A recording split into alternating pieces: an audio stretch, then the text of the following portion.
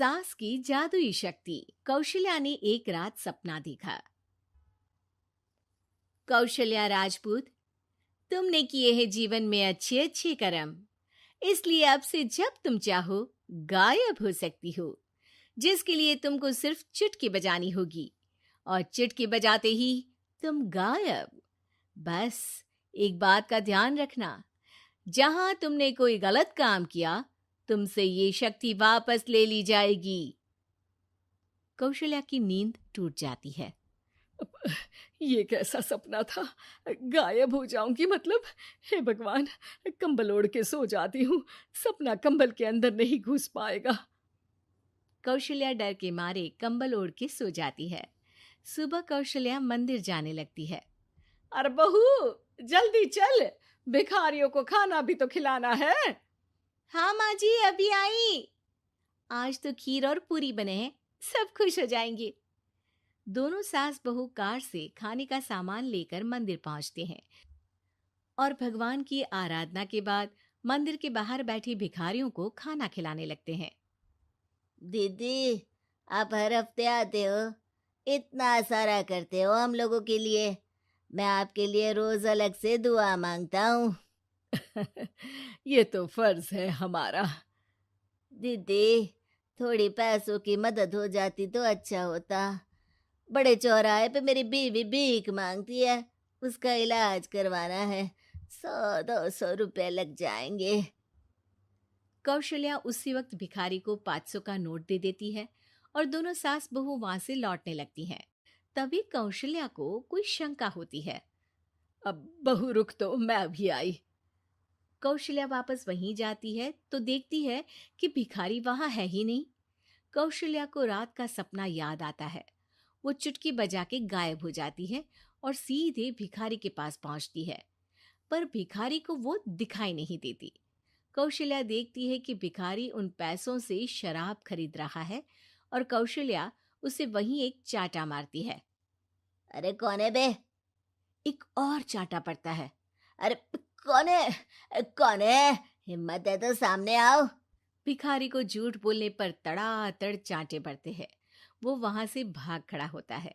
कौशल्या चुटकी बजा के वापस बहू के पास आ जाती है और मन ही मन सोचती है, ऐसे तो मैं कितने गलत काम रोक सकती हूँ, कितनी ताकतवर हूँ मैं, किसी को पता भी नहीं चलेगा।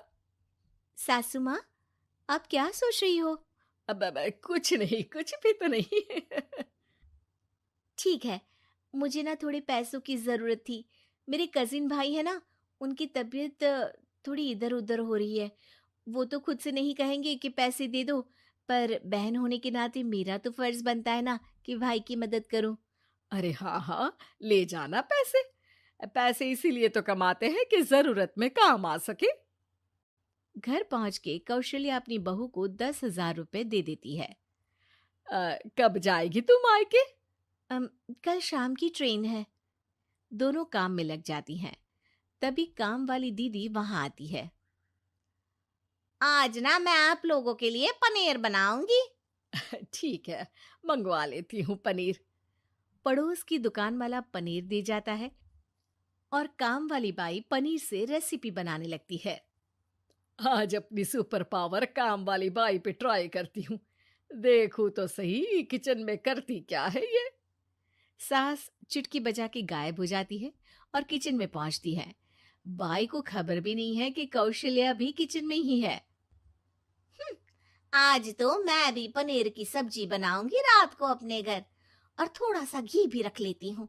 वैसे भी कौशल्या बुढ़िया खा खा के मोटी हो गई है।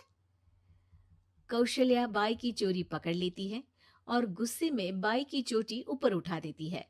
बाई को समझ भी नहीं आता कि उसकी चोटी खड़ी कैसे होगी। वो डर के मारे चीख पड़ती है। बहू भागते हुए किचन में आती है। अरे क्या हुआ? ये तुम्हारी चोटी खड़ी कैसे है? करंट लग गया है क्या? पता नहीं, शायद किचन में ना भूत है। बाई वहां से भाग खड़ी होती है और कौशल्या चुटकी बजा के अपने कमरे में टीवी देखने लगती है। बहू वहां जाती है।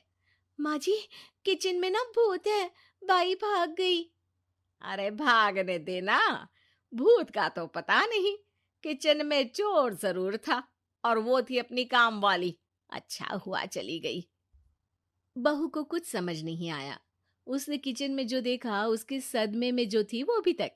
अगले दिन बहू अपने मायके के लिए निकल जाती है। कहीं भिखारी और काम वाली की तरह बहू भी तो मुझे धोखा नहीं दे रही। अरे कहीं वो पैसे ले जाके शॉपिंग तो नहीं करने वाली ना। अभी पता लगाती हूँ। मुझसे कुछ छिपा है भला।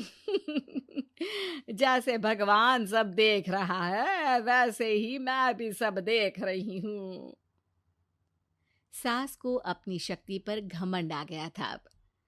वो अब अच्छे काम करने की जगह अपनी शक्ति का इस्तेमाल खुद का शक मिटाने के लिए कर रही थी। वो चुटकी बजाती ही बहू के मायके चली जाती है। भैया, आपने बताया क्यों नहीं कि इतनी तबीयत खराब है? अरे तेरी सास बूढ़ी हो गई है, इतना भला काम करती है, उनकी मदद कौन करता है? यहाँ तो और भी लोग हैं ना। भैया, मेरे पास कुछ पैसे हैं, आप दूसरे डॉक्टर को दिखा दीजिए ना। अरे मुझे लगता है कि मेरा टाइम आ गया है, मुझे जाना होगा। कमरे में भाई की आत्मा को लेने यमदूत आ चुके थे। कौशल्या भले ही किसी को नहीं दिख रही थी, पर यमदूत ने उसे देख लिया।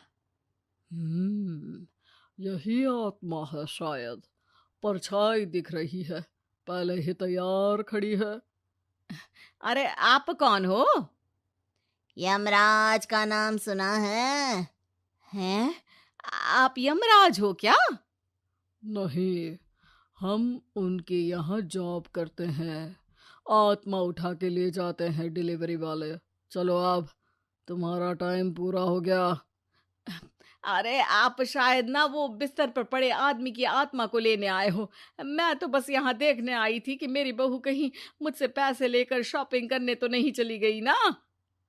मतलब तुम्हारे पास शक्ति है गायब होने वाली? हाँ। तुम ऐसे तुच्छ काम में उपयोग कर रही हो ऐसी दिव्य शक्ति का। अब तो तुमको ही लेके जाऊंगा। अरे नहीं नहीं, कल मुझे किटी पार्टी में भी तो जाना है।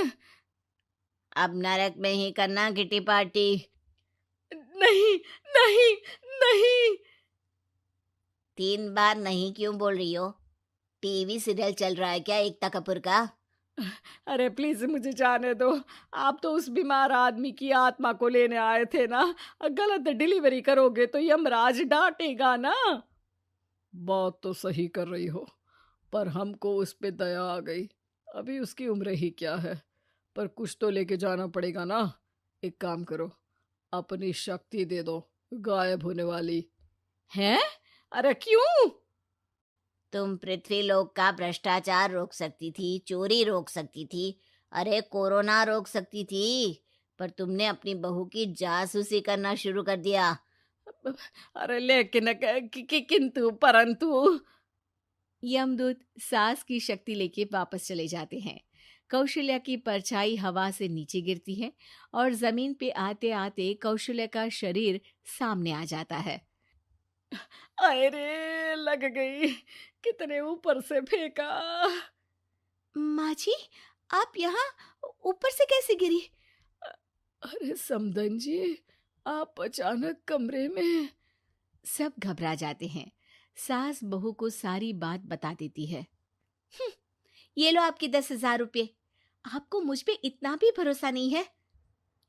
अरे बहन, मुझे दर्द नहीं हो रहा है, अब अचानक से सब अच्छा होने लगा है। अरे तो फिर बिस्तर से उठ जाओ और मुझे लेटने दो। गिरी हूं ऊपर से तो पूरा बदन दुख रहा है। भाई को तो यमदूत ठीक करके जाते हैं, पर कौशल्या देवी दर्द के मारे बिस्तर पर आ जाती हैं।